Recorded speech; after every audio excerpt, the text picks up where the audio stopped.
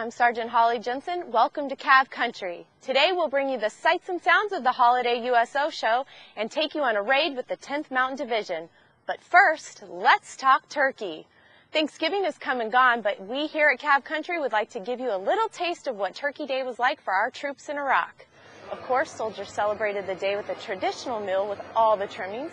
In fact, as you can see here, the troops at Forward Operating Base Loyalty had trimmings.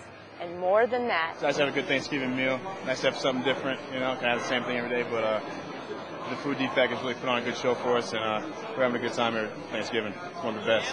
10th Mountain troops at Forward Operating Base Ahmadiyya celebrated with football and food. And the same held true at Camp Liberty, where multinational Division Baghdad soldiers had the opportunity to eat their hearts out. The day even brought a special guest who helped re-enlist troops. It all starts with competent soldiers, so it's always gratifying to participate in a ceremony where we re-enlist and recognize our soldiers. Strengthening the security all of you are thankful for.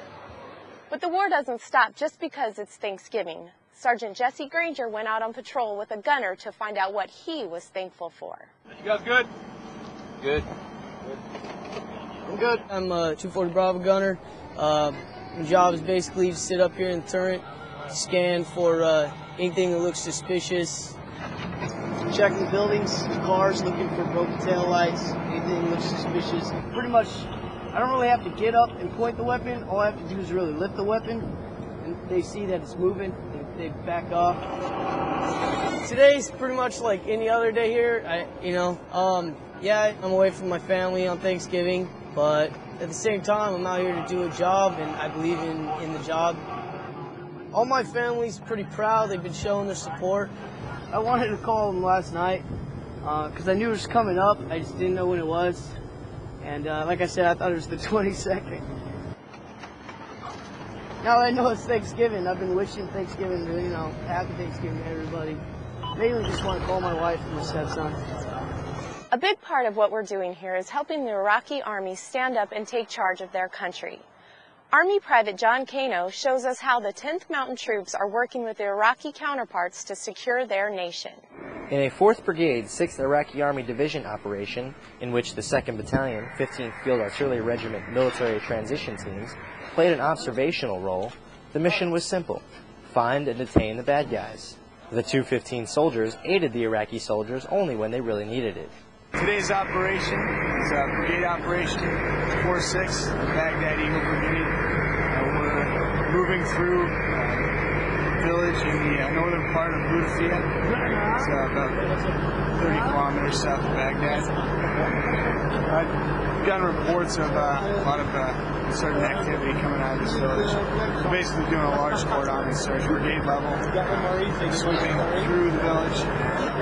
This time we're kind of looking through and talking to all the military age males, trying to assess who's who and what's what. They've got a large blacklist that they're trying to cross-check these this time.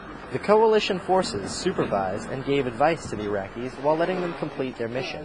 This actually is interesting. This is the first mission that this brigade has done based solely on IA intel. It's completely Iraqi Army driven. So they're working hard. They've planned, trained, resourced, rehearsed everything on their own, and we're kind of just along for the ride. At the end of the day, the Iraqi Army and the coalition forces detained 43 suspected terrorists, all of which were on the blacklist. Reporting for the 2nd Brigade Combat Team, 10th Mountain Division, from Ludafia, Iraq, I'm Army Private John Kano. Coming up after the break, we'll see how polar bears fly and take a look at the holiday USO show.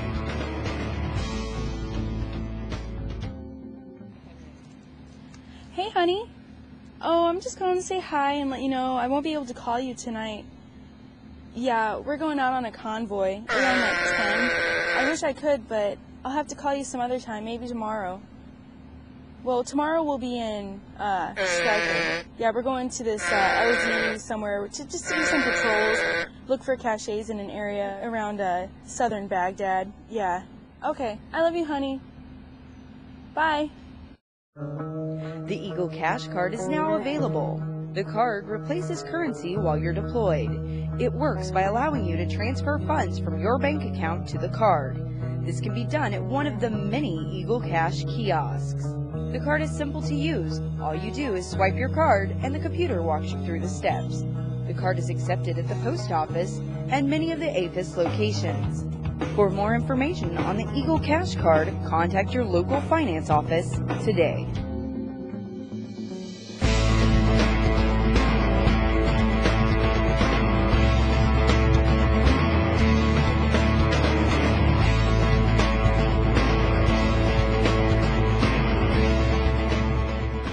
For the latest around Multinational Division Baghdad, let's go to Army Private Ashley Torres with the Cav update.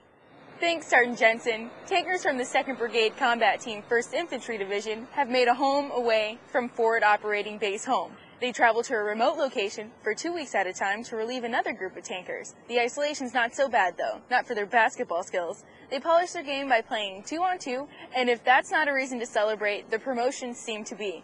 Did you know polar bears could fly? Well, the polar bear soldiers from 2nd Brigade Combat Team 10th Mountain Division, they can.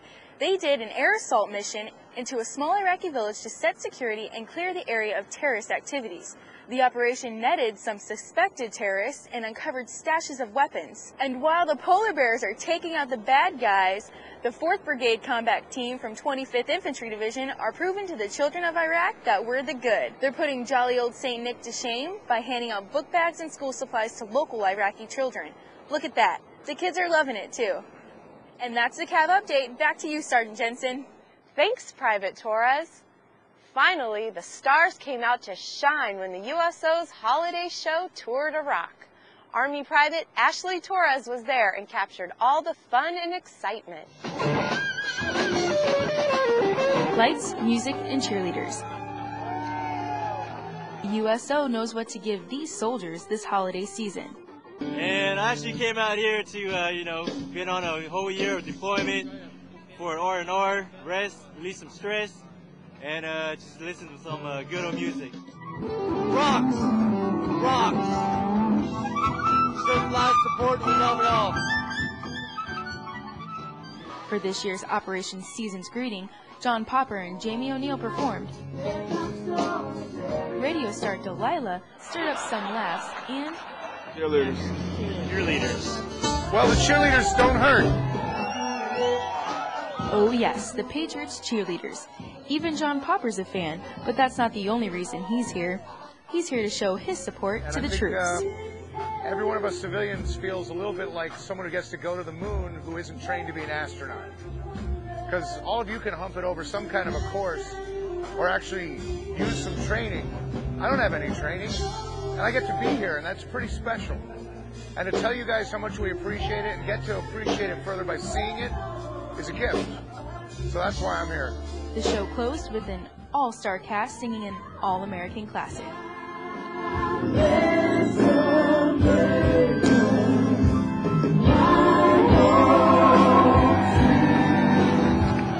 Baghdad, Iraq, I'm PFC Ashley Torres, 7th Mobile Public Affairs Detachment. And that does it for Cav Country this week. Remember, for more up-to-date information from the front, log on to www.cavcountry.net and click on the Daily Charge icon to the left of the screen.